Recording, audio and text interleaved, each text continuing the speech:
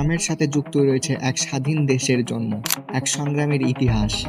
শেখ মুজিবুর রহমান বাংলাদেশের জাতির জনক, যিনি বাংলার মাটিকে শত্রুমুক্ত করতে সংগ্রাম করেছেন।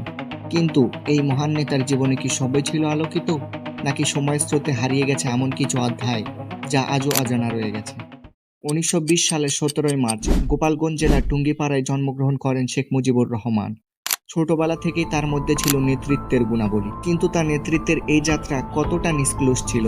তার রাজনীতির জগতে প্রবেশের পিছনে কী ধরনের অভিজ্ঞতা ছিল যা তাকে এক অসাধারণ নেশা হিসেবে গড়ে তুলেছিল? কেমন ছিল তার ছাত্র জীবন এবং কিভাবে তিনি রাজনৈতিক জীবনে প্রবেশ করলেন? ব্রিটিশ শাসনের বিরুদ্ধে, বাংলা জমিদারদের অত্যাচারের বিরুদ্ধে তরুণ মুজিবের কণ্ঠ ছিল প্রতিবাদের। তরুণ বয়স থেকেই তিনি প্রতিবাদী, সংগ্রামী চরিত্রের পরিচয় দেন। কিন্তু এই প্রতিবাদ কি সবসময় ছিল জনসাধারণের জন্য, নাকি তার ভেতরে ছিল কিছু ব্যক্তিগত আক্রোশ যা তাকে নেতৃত্বের পথে ঠেলে দিয়েছিল? 1947 সালে ভারত ভাগ হয়, জন্ম নেয় দুই স্বাধীন রাষ্ট্র, ভারত ও পাকিস্তান। এই বিভাজনের ফলে বাংলার মানুষ দুই ভাগে বিভক্ত হয়ে যায়। শেখ মুজিবুর রহমানের রাজনীতিতে প্রবেশের এই সময়টা ছিল অত্যন্ত গুরুত্বপূর্ণ। পাকিস্তানের অংশ হিসেবে তৎকালীন পূর্ব পাকিস্তানে তিনি কি সঠিক সিদ্ধান্তগুলো নিতে পেরেছিলেন, নাকি তার ভিতরে ছিল এক অদ্ভুত দ্বিধা যা তাকে প্রভাবিত করেছিল? 1948 সালে পূর্ব পাকিস্তানে ভাষা আন্দোলন শুরু হয়। মাতৃভাষার অধিকার আদায়ের জন্য এই আন্দোলন বাংলার ইতিহাসে এক গুরুত্বপূর্ণ অধ্যায়। শেখ মুজিবুর রহমান ভাষা আন্দোলনে সক্রিয় ভূমিকা পালন করেন। কিন্তু এই আন্দোলনের পেছনে ছিল কি রাজনৈতিক খেলা? শেখ মুজিব কি শুধুমাত্র জনগণের দাবির জন্যই লড়েছিলেন, নাকি এর পেছনে ছিল তার রাজনৈতিক উচ্চাকাঙ্ক্ষা? 1954 সালে যুক্তফ্রন্ট নির্বাচনে আওয়ামী লীগ বিশাল বিজয় অর্জন করে। শেখ মুজিবুর রহমান হয়ে ওঠেন বাংলার অন্যতম রাজনৈতিক নেতা। কিন্তু এই বিজয়ের পেছনে কি ছিল শুধুই জনগণের সমর্থন, নাকি তার নেতৃত্বের মধ্যে লুকিয়ে ছিল কিছু কৌশল? ক্ষমতার এই লড়াইয়ে শেখ মুজিবুর কি তার নীতির সাথে আপোষ করেছিলেন? 1966 সালে শেখ মুজিবুর রহমান উত্থাপন করেন 6 দফা দাবি, যা ছিল পূর্ব পাকিস্তানের স্বায়ত্ত শাসনের জন্য মূল ভিত্তি। এই দাবির পিছনে জনগণের বিস্তৃত সমর্থন ছিল। কিন্তু এই দাবিগুলো কি ছিল দেশের প্রকৃত স্বার্থে, নাকি এর পিছনে ছিল শেখ মুজিবের রাজনৈতিক কৌশল যা তাকে জনপ্রিয়তার শীর্ষে নিয়ে যেতে সাহায্য করেছিল? 1970 সালের নির্বাচনে আওয়ামী লীগ ব্যাপক বিজয় অর্জন করে। শেখ মুজিবুর রহমান হয়ে ওঠেন পূর্ব পাকিস্তানের অবিসংবাদিত নেতা। কিন্তু এই বিজয়ের পর দেশ জুড়ে ছড়িয়ে পড়ে রাজনৈতিক অস্থিরতা। কেন পাকিস্তানের কেন্দ্র সরকার নির্বাচনের ফলাফল মেনে নিতে পারেনি?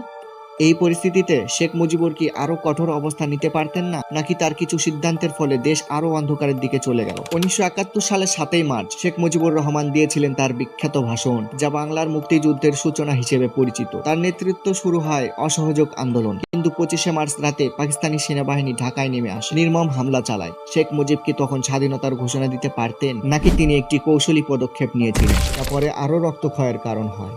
1971 সালের মুক্তিযুদ্ধ ছিল বাঙালির ইতিহাসের অন্যতম গৌরবময় অধ্যায়। লক্ষ লক্ষ মানুষ প্রাণ হারায়, অসংখ্য নারী নির্যাতিত হয়, লক্ষাধিক মানুষ শরণার্থী হয়ে পড়ে। শেখ মুজিবুর তখন পাকিস্তানের কারাগারে বন্দী। তিনি কি তার দেশবাসীর জন্য সবকিছু করেছিলেন, নাকি তার কিছু পদক্ষেপ মুক্তিযুদ্ধের সময় পরিস্থিতিকে আরো কঠিন করে তুলেছিল? 1971 সালের 16 ডিসেম্বর বাংলাদেশ স্বাধীন হয়। নতুন দেশ হিসেবে বাংলাদেশের পুনর্গঠন শুরু হয়।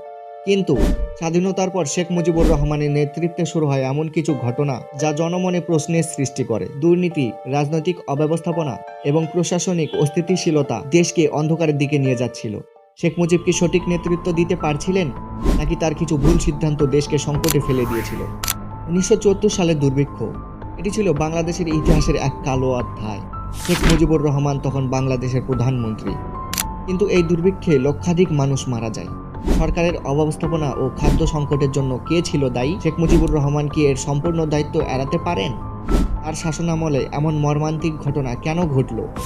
1972 সালে মুজিব বাহিনী গঠিত হয়, যার উদ্দেশ্য ছিল মুক্তিযুদ্ধে পরাজিতদের উপর নজরদারি করা। কিন্তু এই বাহিনী ক্ষমতার অপব্যবহার করে, সাধারণ মানুষকে নির্যাতন ও নিপীড়ন করতে শুরু করেন। শেখ মুজিব কি এ বিষয়ে জানতেন, নাকি তিনি ইচ্ছাকৃতভাবে এই বাহিনীকে ব্যবহার করে রাজনৈতিক প্রতিপক্ষকে দমন করেছিলেন? 1975 সালে দেশের রাজনৈতিক পরিস্থিতি ক্রমেই জটিল হয়ে ওঠে। সরকারের বিরুদ্ধে আন্দোলন, বিক্ষোভ এবং সামরিক বাহিনীর হস্তক্ষেপ পরিস্থিতিকে আরও অস্থির করে তোলে। শেখ মুজিবুর রহমান কি তার শাসন ব্যবস্থার মধ্যে কোথাও ত্রুটি রেখেছিলেন, নাকি তার প্রতি জনগণের আস্থা কমে যাচ্ছিল? 15 আগস্ট 1975 সাল। এই তারিখটি বাংলাদেশের ইতিহাসে এক কালো অধ্যায় হয়ে থাকবে। সেই রাতে শেখ মুজিবুর রহমান ও তার পরিবারের অধিকাংশ সদস্যকে নির্মমভাবে হত্যা করা হয়। কেন এই হত্যাকাণ্ড ঘটল? কারা এর নেপথ্য ছিল? মুজিব কি তার শাসনের ভুলের জন্য এমন পরিণতির দিকে নিজেকে নিয়ে গিয়েছিল, নাকি এটি ছিল একটি পরিকল্পিত চক্রান্তের ফলাফল?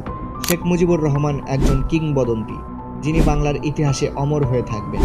কিন্তু তার জীবনের এই অন্ধকার অধ্যায়গুলো আমাদের কতটা জানায়? কি শেখার আছে আমাদের? ইতিহাস কি সবসময় সত্যের কথা বলে, নাকি সত্যের আড়ালে রয়ে যায় অজানা রহস্যের অন্ধকার? এটি কেবল একজন নেতার জীবন কাহিনী নয়, এটি একটি দেশের কাহিনী। আমরা কি সত্যিই জানি আমাদের ইতিহাস, নাকি ইতিহাসের পাতা আজও গোপন রাখে কিছু রহস্য, কিছু অজানা প্রশ্ন? এই ডকুমেন্টারিতে ব্যবহৃত প্রতিটি তথ্য ইতিহাসের বিশ্লেষণ ও গবেষণার ভিত্তিতে তৈরি। শেখ মুজিবুর রহমানের জীবনের প্রতিটি দিক নিয়ে আমাদের প্রশ্ন থাকা উচিত, কারণ সত্যি সবসময় স্বচ্ছ নয়।